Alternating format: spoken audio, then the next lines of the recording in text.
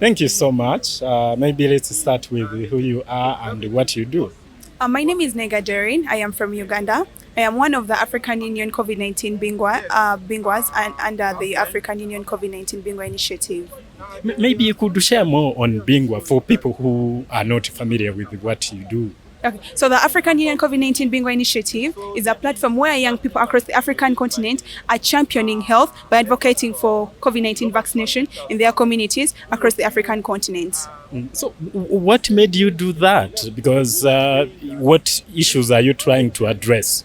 What we are trying to address is the misinformation across about the COVID-19 vaccines, where we go out to communities, reach out, involve the population, tell them why they have to take the COVID-19 vaccination. What inspired me to join the AU Bingwa initiative was due to the COVID-19 pandemic, where we saw the disparities in the health sector. In our communities, most of our friends, parents are unable to access vaccines. But now that the opportunity is there to access the vaccines, why not take it on and join the Bingwa initiative so that I can be able to champion health in my community?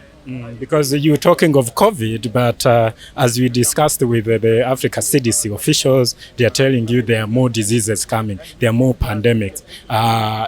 You just do COVID, or you look at the whole other health issues? And under the AU Bingwa initiative, we are focusing on health, but about the advocacy in other diseases, that is a question to be left to the Secretariat of the AU Bingwa initiative. That is Dr. Kaniki Promise and Mr. Kadebe under Africa CDC. So I would wonder what you see as the lot of the youth like yourselves across the continent.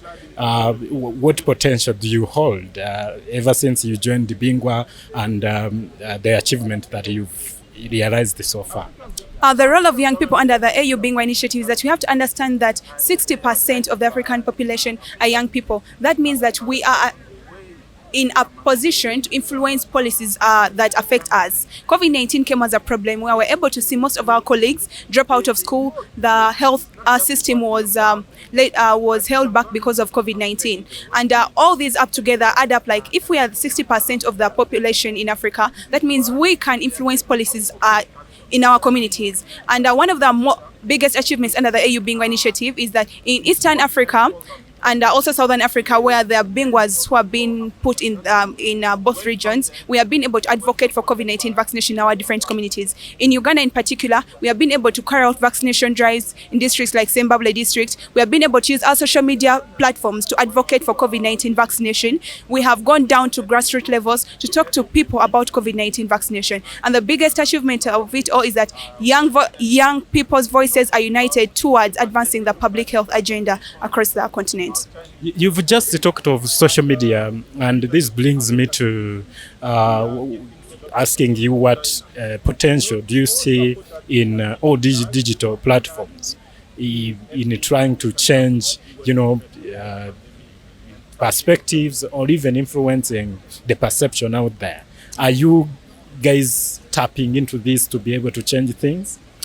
We cannot oversize the role of digitalization in advocacy. When I am able to make a tweet about something that's happening in my community, someone over there in South Africa can be able to see it, in different parts of the continent is able to see it, and also we can be able to influence policymakers because they're always on these social media platforms trying to listen to what young people and also the entire population is talking about. So under the AU Bingwa initiative, when we come in and use our digital platforms, Twitter, Instagram, TikTok, to be able to talk about COVID-19 vaccination, we're able to disseminate this information to people down in the grassroots areas where we're able to impact communities. At the same level, we're able to engage with the policymakers on the work young people are doing to influence policies in their communities. And the technology that we are talking about on these platforms, ever since COVID struck, that's when we started seeing misinformation and fake news on health issues.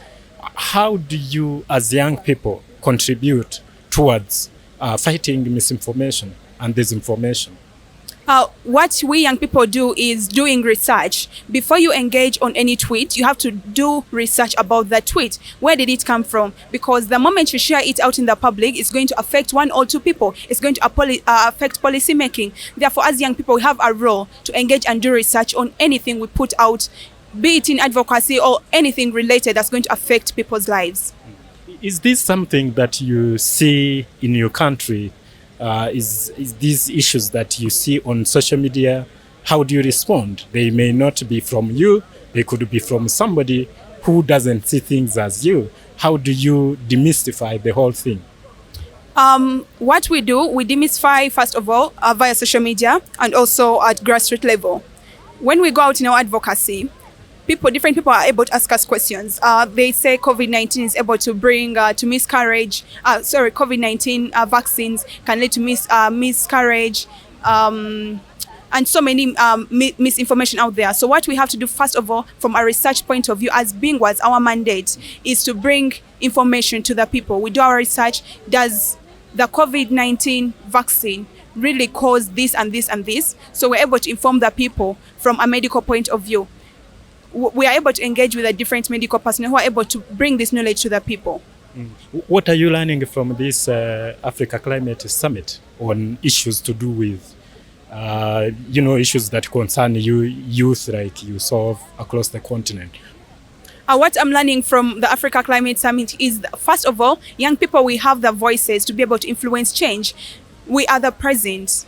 And therefore, anything that's going to affect our community, we have to be on the agenda. And during the Africa Climate Summit, I've been able to engage in different sessions, and I've been able to understand that we cannot talk about climate and not talk about health, because health and climate go hand in hand, and therefore there is a role that the policymakers have to do in amplifying the role of climate and health on the agenda, and also towards COP28. Young people, we have the capacity to be able to be in positions to influence change in our communities. And together at the Africa Climate Summit, we are seeing different young people rising up, taking up the lead, walking into the streets in order to advocate for climate change, in order to advocate for policies, in order to advocate for climate financing, for climate justice. And this is the role of young people. We are not the future, we are the present, and it's our time to act now. Thank you so much. You're welcome.